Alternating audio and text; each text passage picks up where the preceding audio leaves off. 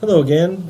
Today we're going to begin a set of lectures that talk about communicating across cultural differences. And this video is going to cover a lot of ground, and we're going to be talking about a lot of different ways that people think differently about life, about the way things operate in life.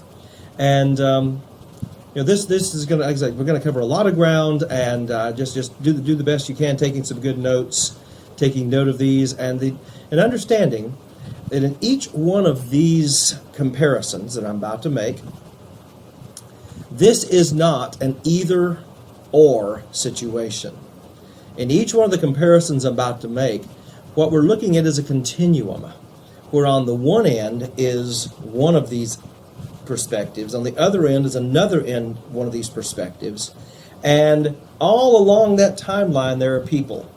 There are people groups, there are people within people groups that have these different perspectives. It's rare to ever find someone who fits perfectly one of these particular focuses, but this helps us to understand how people can think differently. So first thing we're going to look at is time orientation versus event orientation. We're first going to look at the monochronic view of time. The monochronic view of time is really the view that most Western nations maintain. Monochronic view of time is what how Americans, North Americans, including United States and Canada, tend to be monochronic. When we think about time, we're very concerned about these little blocks of time. Matter of fact, we have our scheduling calendars, whether they're on our phone or on our computers, or if you're really old school, the way I used to be, you actually have this little calendar that you carry around. It has little squares, and it's blocks of time, and we fill in our little blocks of time, and so we're very time conscious. This happens between this hour and this hour, and we have this much time for this, and that meeting goes from this time to this time. Monochronic view of time, the way the thinking works is there is a great concern from punctuality and a great concern for the amount of time expended. We tend to look at time and we say, well, that was a waste of my time, or that was a good use of time. And matter of fact, we can get a little bit offended if we feel like someone is wasting our time. Matter of fact, sometimes when you hear a student complaining about a professor, they say, man, that was 40 minutes of my life that I just feel like was wasted. I don't feel like I got any value for my time. That's because we have this time monochronic view of time, where time is these little blocks, and we need to get as much value out of it as possible. We believe, the people who hold this orientation believe in a careful allocation of time to achieve as many results as possible within those time limits. We have tightly scheduled, very goal-directed activities. Most of our sports that we have in the Western view, and once again, Western also includes Germany, includes parts of Eastern Europe, not all of Eastern Europe, but parts of Eastern Europe. A lot of the sporting events that we have are timed and structured. Basketball, we have it broken down into these periods that start and end. Football, American football, American football is very time-oriented, man. It's all about those 15-minute quarters and what you can get accomplished in those. And we complain when a coach doesn't make good use of the time and all of this kind of stuff. We reward the efficient use of time.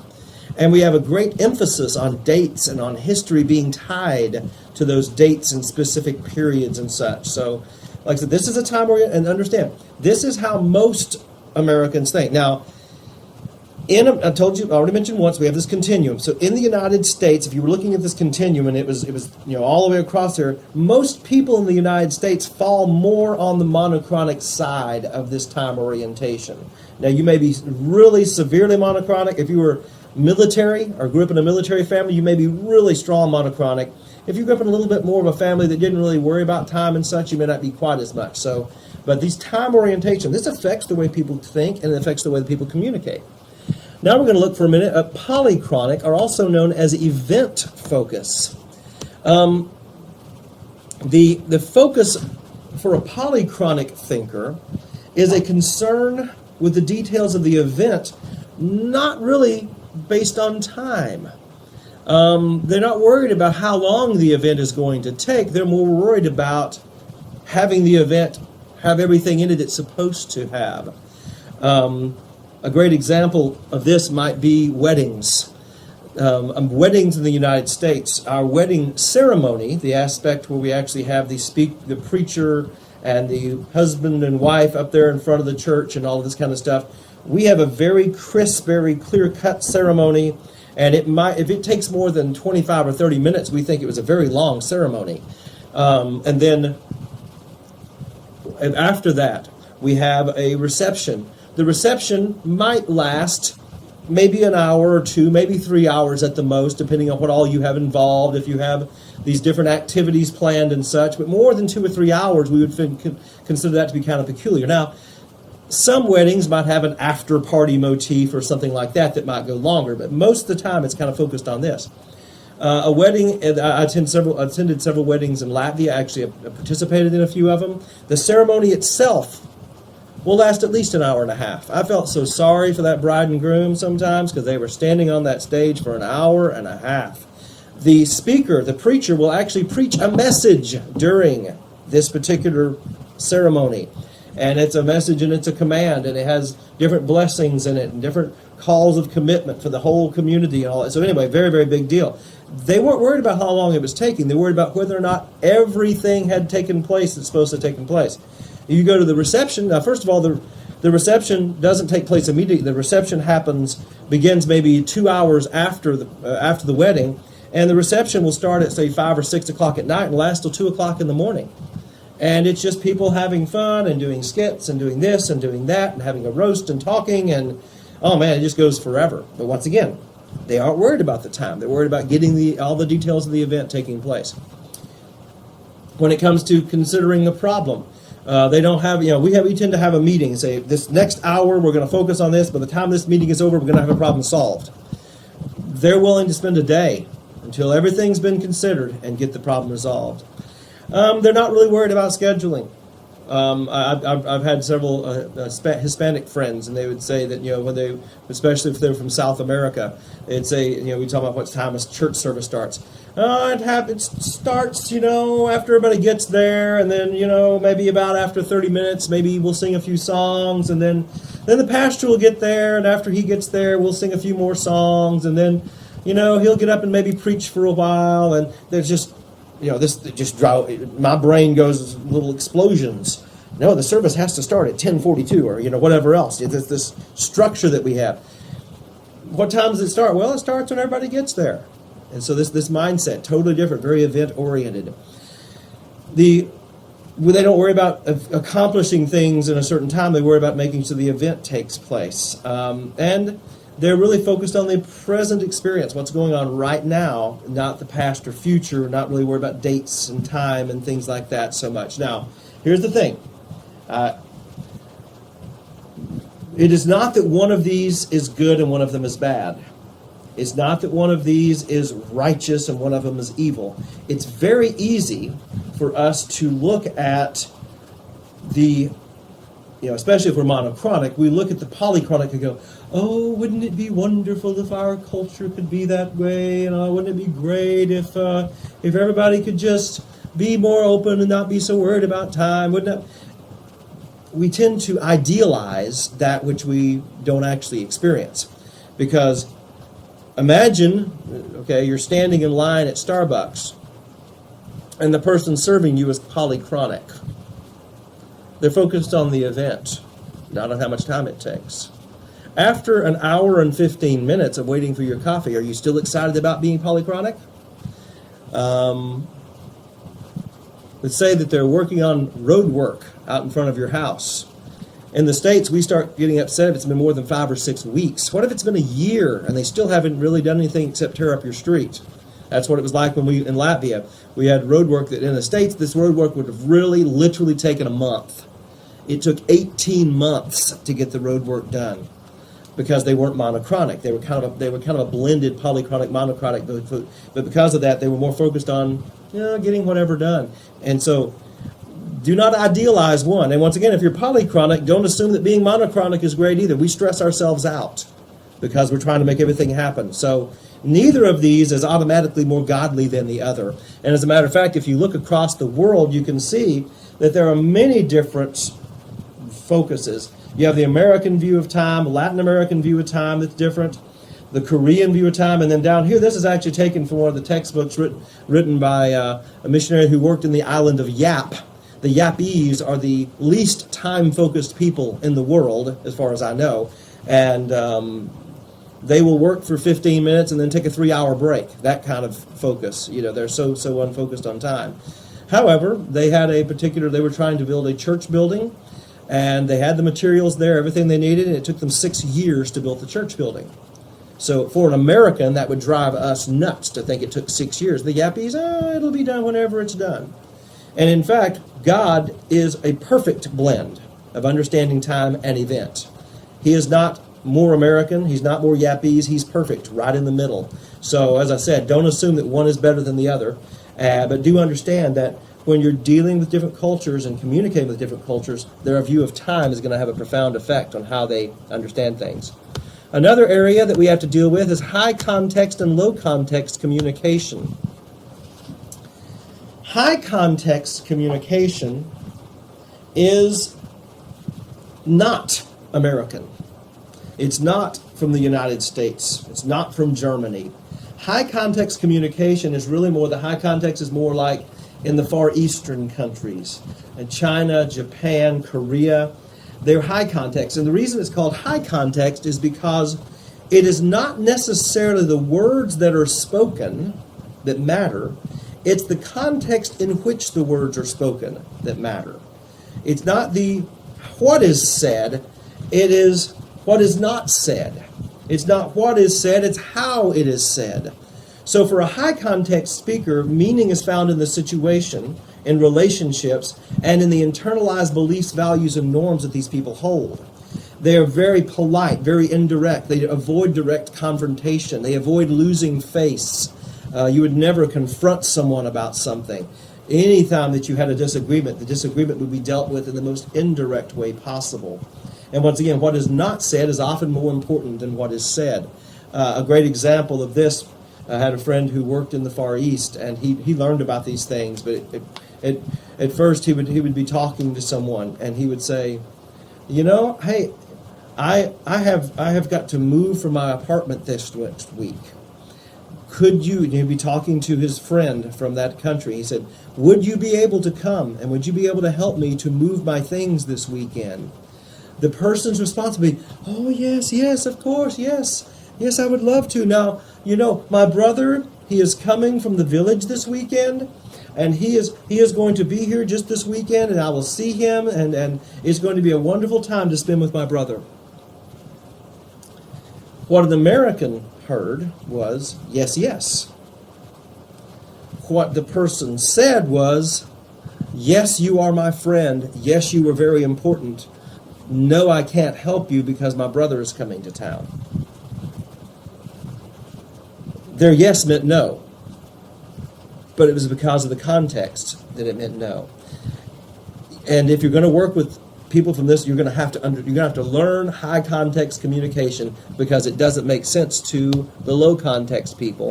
Because low context people, our focus is the meaning is exactly what we say. The meaning is stated clearly. There's no dependence on context. We're direct and to the point. Don't beat around the bush. We don't care whose feelings we hurt. And so that's how we talk. And so it's hard for us to understand the high context thinker, the high context communicator, who is working very hard to show proper honor, to show proper respect to a person. There's many more illustrations that we could use in the high context, low context, but it's really a very important aspect of communication to understand that in many contexts, in many places, you cannot just come out and say it. A good biblical illustration might be David, when David committed adultery with Bathsheba, and the prophet came and he stood before the king, and he was trying to let David understand his sin before God. And the prophet did not come out and say, David, you have committed adultery, therefore God is dead. No, he told a story. He told the story about the rich man and the poor man. And the poor man had the one sheep, and the rich man had so many other sheep. And He told this whole story, and he told the story so that David could receive the message in an indirect way without losing face. So before we think that high context, before we start thinking that low context, that's the way the Bible says it, that's the way things ought to be done, well, that's because that's the way we're viewing the Bible. There's just as much high context communication as there is low context communication in the Bible. And so both, as I said, it's not one is right and one is wrong. It's a continuum, and understand that it exists, and understand you're going to have to work with it. Another area, and I'm going to wrap up this particular lecture with this one, is the different types of thinking. Okay? There's dichotomistic thinking. Dichotomistic, di meaning two. Dichotomistic thinking is, once again, tends to be more American, more North American, more United States, Germany, France, places like that. There is a clear thought of right, wrong, black and white. There's clarity that we live with. Matter of fact, it says, like it says here on the lecture, security comes from the feeling that one is right and they fit correctly in the right category of society. The information and experiences are systematically organized. Details are organized. We understand our rules. We understand what's right and wrong, and we like it that way. Now, we may not all agree with what is right and wrong, but there is a right and there is a wrong, and we assume that we are in the right when we do things. Many other nations tend to be holistic in their thinking. Holistic thinking is an entirely different way of thinking. Okay, this first one helps us to understand them better, because for them, judgments are open-ended. The whole person and the circumstances are taken into consideration. All right, let's move back to dichotomistic and consider this.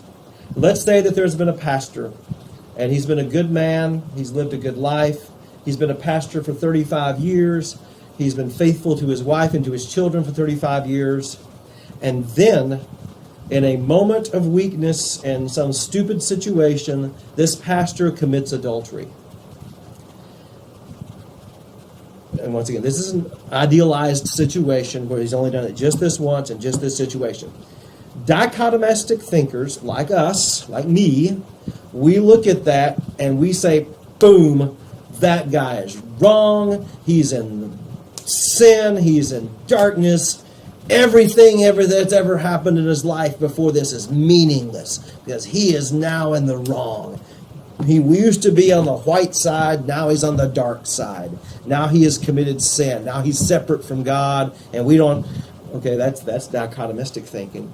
Holistic thinking, more like maybe in the Far East, holistic thinking would think this way. This man has served God for 35 years. He's served his wife and his children for 35 years. This 35 years of life is who he is. This one little moment in time must be weighed in the balance compared to the 35 years of good that he has done. He is still a good man. He just had a fault. So their holistic view allows them to see a situation like this through a different lens than perhaps we would see it. And once again, we tend to be very dichotomistic in our thinking and dichotomistic in our conversation, in our speech, whereas they tend to be more holistic, looking at the big picture of something. I think some of this also comes from how long some of these countries have been around. The United States of America, we've been around for 220 some odd years, 240 years perhaps, and we feel like we've been this kind of, we feel like the United States of America has been around forever. There are buildings in China that are 3,000 years old that the emperor used to live in. They've been around a long time. They have this bigger perspective on life, this bigger perspective on history, and it gives them this more tendency to be more holistic in their thinking. Their security comes from all the interactions they have with the whole of society, and they're uncomfortable with only fitting into one little category. And once again, the information and experiences that they have, they seem to be disorganized to us. but they don't see the details. We tend to try to systematize everything. Like I said, this man has committed this one sin, therefore he is this. They see these as independent points that stand completely by themselves, and this right here by itself doesn't disqualify all of that. As I said, it's hard for us to wrap our mind around that type of thinking, but it's important for us to be aware that it exists, because when you begin doing cross-cultural communication, you're going to be dealing with holistic thinkers in many of the settings. So we'll pick up with the next section and continue for there. Talk to you again soon. Feel free to write me at any time, jroberts@sagu.edu.